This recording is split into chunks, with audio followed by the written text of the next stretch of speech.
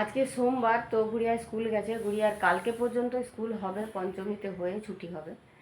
তো স্কুল গেছে। আর গুড়িয়ার বাবার এখন মানে ডিউটিতে রান্না ওখানেই হচ্ছে, ওদের প্ল্যান্টেই রান্না হচ্ছে। তো সেই জন্য ও টিফিন যাবে না। তো এদিকে রান্না হচ্ছে, চলো রান্নাঘরে একটু যাই। আর এদিকে দেখো ক্যান্ডি এখানে ঘুমাচ্ছে।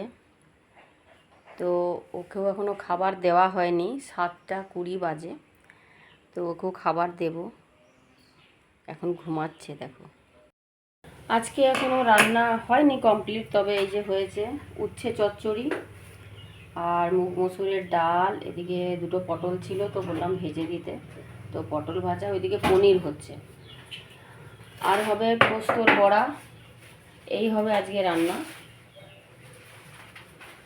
এইদিকে আমার লিকার চা এই যে রেডি, ক্যান্ডির খাবারটাও ভেজানো হয়ে গেছে। তো ভাবছি আগে চাটা খেয়ে নিই, তারপরে ক্যান্ডিকে দেবো।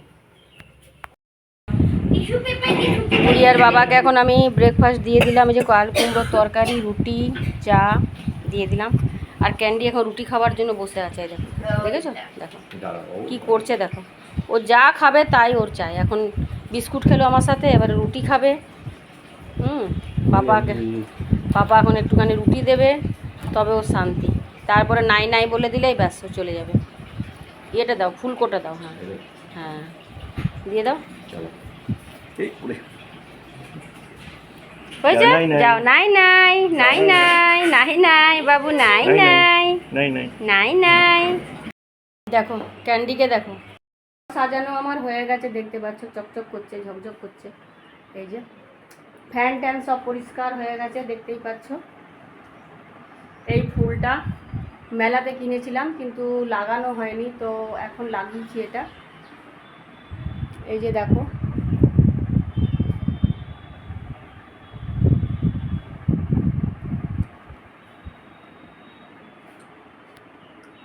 তবে ক্যান্ডির জন্য এখন একটু এলোমেলো থাকে, কারণ ক্যান্ডি আসলে এখন সব জায়গায় উঠতে পারে, তো সেই জন্য এখন সব উপরে উপরে আমাকে জিনিস রাখতে হয়েছে ক্যান্ডির জন্য।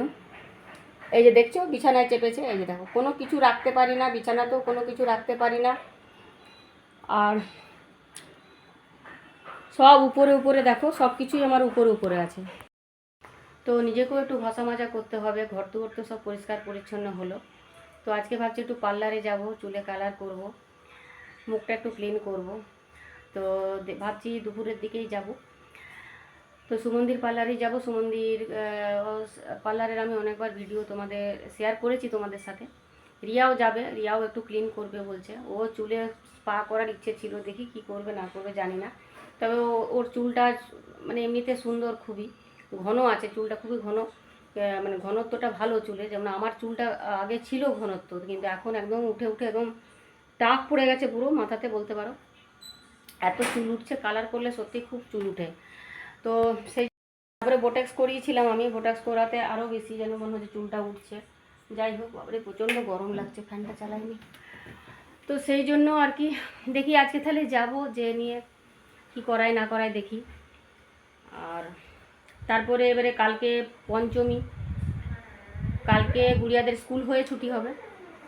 আর ষষ্ঠী সপ্তমীতে দেখি, ভাবছি যে মায়ের কাছে যাব, কারণ মায়েরও নালে মনটা খুব খারাপ লাগবে। কারণ মা আশা করে থাকে যে হ্যাঁ বছরে তো এই একটাই মানে আসার একটাই তো মানে সুযোগ, যে হ্যাঁ যাবো মায়ের কাছে পুজো। এমনিতে মানে যাওয়াই হয় না। রিয়ার বেলায়, রিয়া যখন ছোটো ছিল প্রচুর মায়ের পুকুরে যেতাম, থাকতাম, ভালো লাগতো। এখন আর সত্যি কথা, মেয়েরাও বড় হয়ে গেছে, এখন আর যাওয়াই হয় না। মেয়েরাও কি আসলে মেয়েরা এমনি যেতে ভালোবাসে, কিন্তু আসলে দিদুনের ওখানে থাকতে একটুখানি ওদের অসুবিধা হয়। ওদের তো মানে কি বলবো, আইসিতে মানুষ হয়েছে, তো আমরা তো সব কিছু সব জায়গাতে অ্যাডজাস্ট করতে পারি, কিন্তু মেয়েরা পারে না। এটাই হচ্ছে সবথেকে বড় প্রবলেম। তো সেই জন্য এখন মামা ঘরে যাবে, সেই আনন্দটা আছে, হ্যাঁ মামা ঘরে যাবো, দিদুর কাছে যা দাদুর কাছে, কিন্তু ওই আর কি থাকাটাই একটু ওদের প্রবলেম হয়, যে একটু প্রাইভেসি চাই, একটু এই চাই সেই চাই, এইসব নিয়ে আর কি। তো যাই হোক, আমার তো বাপের বাড়ি, আমার এখন যেমনই হোক আমাকে তো যেতে হবে, ওখানে মা আছে, মা বাবা, তো সেই জন্য। তো যাই হোক, থাকবো না, কারণ ক্যান্ডি এখন প্রবলেম হয়ে গেছে, মেন প্রবলেম হয়ে গেছে ক্যান্ডিকে নিয়ে। তো ক্যান্ডিকে নিয়ে আসলে ওখানে ক্যান্ডিও মানে খুব মানে মানে করে আর কি, মানে থাকতে চায় না। ওরও এই ঘরটা এখন হয়ে গেছে মানে পরিচিত একটা ঘর একটুক্ষণের জন্য যায় তাই খুব ছটফট করে। তো সেই জন্য এখন ভাবছি কী করবো, তো সে যা কি অ্যাডজাস্ট করে কোনো রকমে মানে হাজব্যান্ডও ছুটি নেবে, বর বলেছে অষ্টমীর দিন ছুটি নেবে, তো সেখানে দেখা যাক কী করি না করি। থাকবো না, তবে অষ্টমীর অঞ্জলিটা দিয়ে চলে আসবো। মা কারণ অঞ্জলি তো দিতে পারবে না, কারণ মা তো যেতেই পারবে না, পায়ের অবস্থা তো জানোই তোমরা, মায়ের তো হাড় ভাঙা, প্লেট বসেছে, তো সেই জন্য মা হাঁটাচলাও বেশি করতে পারবে না। তো মায়ের হয়ে আমাকেই পুজো দিতে হবে, করতে হবে, সেই জন্য যাবো। তো দেখা যাক কতটা কি করতে পারি না পারি, সবটাই তোমাদের সাথে শেয়ার করব। তো চলো এখন কালকের ভিডিওটা এডিট করি, ওটা একটা সবথেকে যেন মনে হয় আমার কাছে বড় কাজ। আমি খুব একটা ভালো এডিট হয়তো করতে পারি না, তোমরা দেখেছো।